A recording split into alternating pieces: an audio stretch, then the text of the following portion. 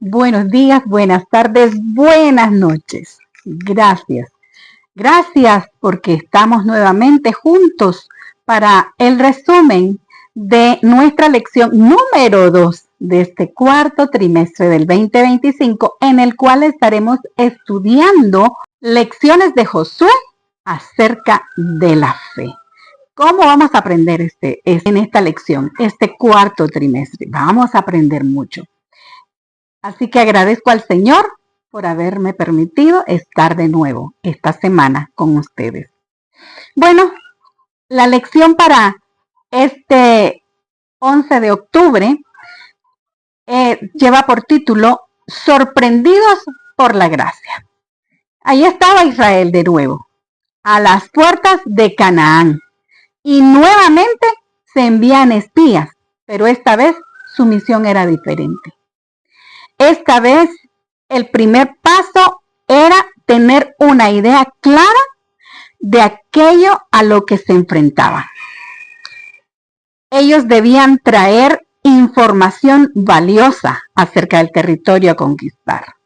Los espías debían estudiar e investigar los sistemas de defensa, la preparación militar de esos pueblos, sus reservas de agua y la actitud de la población ante una fuerza invasora.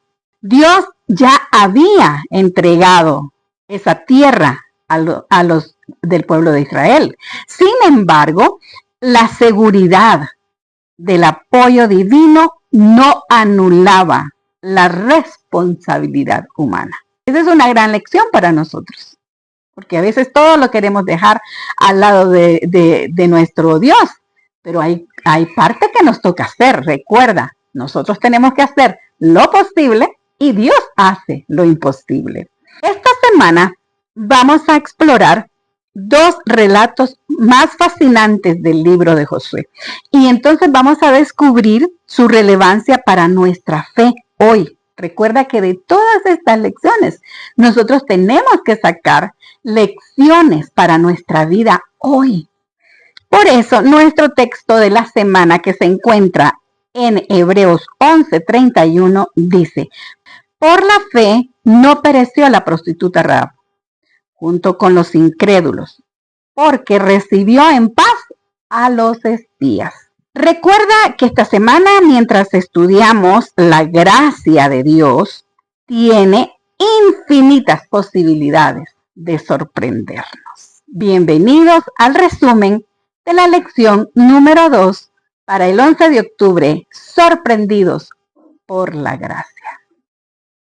La primera parte de nuestra lección lleva por título Segunda oportunidad y está basada en Josué 2:1, Números 13, el verso 1, el verso 2, el 25 al 28 y el 33, y en el capítulo 14, 1 al 12.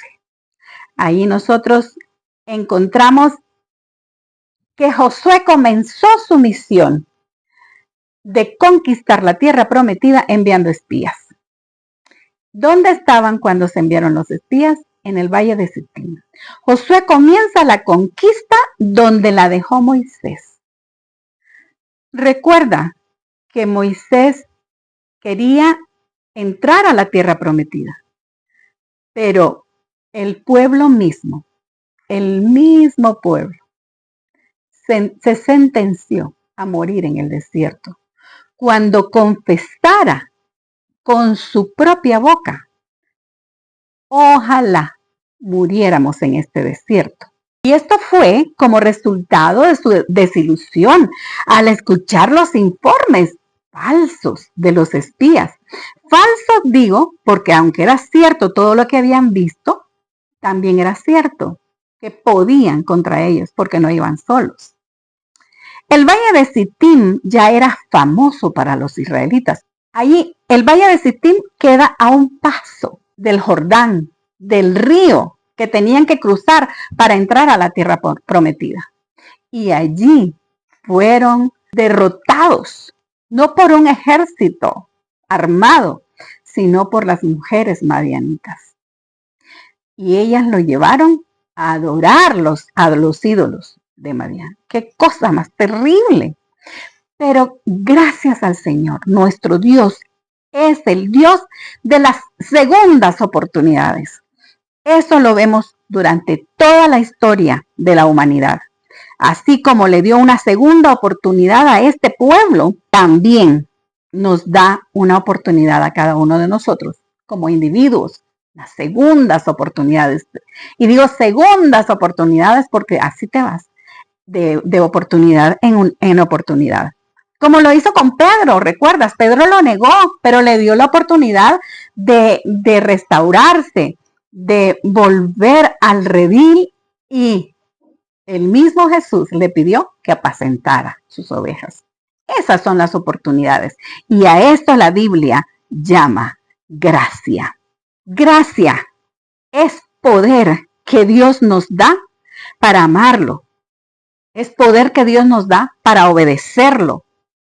Si crees que su gracia se acabó para ti, no te preocupes, ni siquiera lo pienses, porque su palabra dice que donde abundó el pecado, sobreabundó la gracia. Gloria sea al Señor. La segunda parte de nuestra lección lleva por título Valor en lugares inesperados.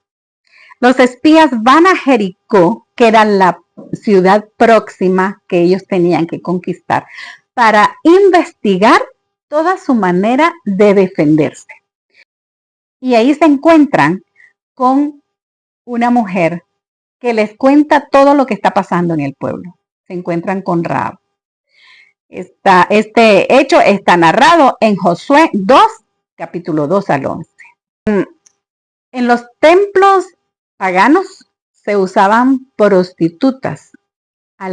Esas prostitutas eran como privilegiadas, porque su prostitución la ejercían en favor, como un sacrificio para el ídolo. Y Rahab era una mujer, por eso se le llama prostituta, pero era una prostituta del templo del dios de Jericó. Rahab no tuvo miedo de arriesgar su vida encubriendo a los espías, ni contándole todo lo que había pasado. Ella les dijo, la gente aquí está asustada porque han oído de su Dios, y entonces yo sí creo que su Dios es poderoso y nos puede salvar, y yo creo en Dios. Así que arriesgó su vida ocultando a los espías. Entonces ustedes dirán, pero ¿cómo pudo mentir? ¿Cómo pudo mentir si ella ya creía en Dios? Le mintió a la gente diciendo que los espías no estaban ahí. Ahora yo te voy a hacer una pregunta muy importante para que comprendas a Rahab. ¿Cómo pueden comer cerdo o comer alimentos inmundos? Muchos que ya conocen el mensaje. O los recién convertidos. ¿Cómo pueden seguir haciendo las cosas que Dios ha dicho que no hagamos? Hay muchas cosas, yo no se las puedo enumerar en este momento, pero hay muchas cosas que a Dios no le gusta que nosotros hagamos.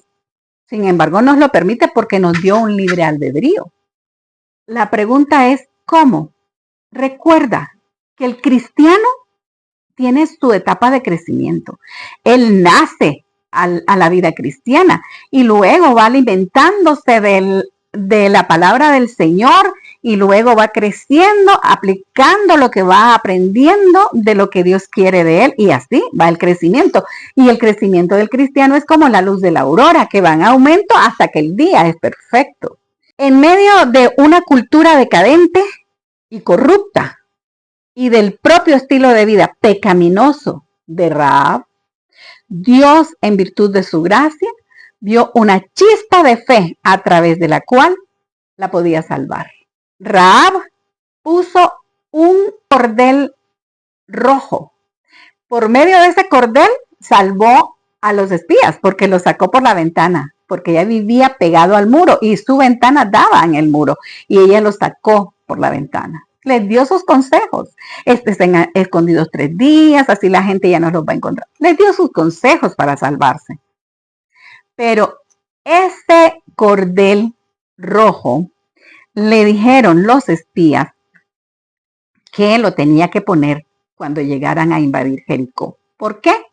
Porque ese cordel iba a significar que los que estaban en esa casa eran creyentes en Dios. Valoró a Rahab por su valentía excepcional, por su fe, por ser agente de salvación y por elegir al Dios de Israel. Recuerda que Dios te acepta como eres para transformarte en lo que Él quiere que seas. La tercera parte de nuestra lección lleva por título Nuevo Pacto y está basada en Josué 2, 12 al 21 y en Éxodo 12, 13, 22 y 23. Los espías le pidieron a Rahab que ese mismo cordel rojo que había usado para ayudarlos a escapar, lo colgara como señal de que allí habían creyentes en Dios. Ese cordel rojo era un equivalente a la sangre del cordero con la que pintaron los marcos de las puertas los israelitas en Egipto. Dios había prohibido a Israel hacer alianzas o pactos con los cananeos, pero Rahab reclamó en nombre de su fe en Dios las promesas y como resultado fue salva con su familia. Muchos dicen como adagio popular, la sangre de Cristo tiene poder. Pero esto no es un adagio, es una gran verdad. Si tuvo poder para salvar a los israelitas en Egipto, si tuvo poder para salvar a Rahab y a su familia en Jericó, también tiene poder para salvarte.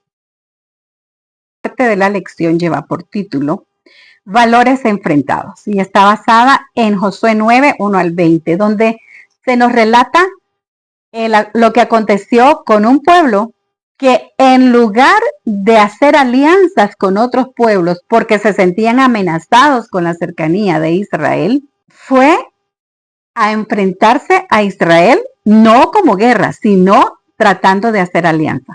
De paso, los del pueblo de Israel primero tenían que buscar conquistar la tierra prometida en son de paz.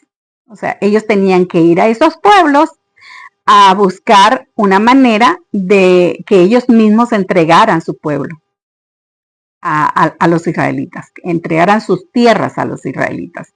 Y la gente iba a ser usada pues en trabajos, qué sé yo, pero ellos tenían esa opción. Y los gabaonitas lo planificaron todo muy bien.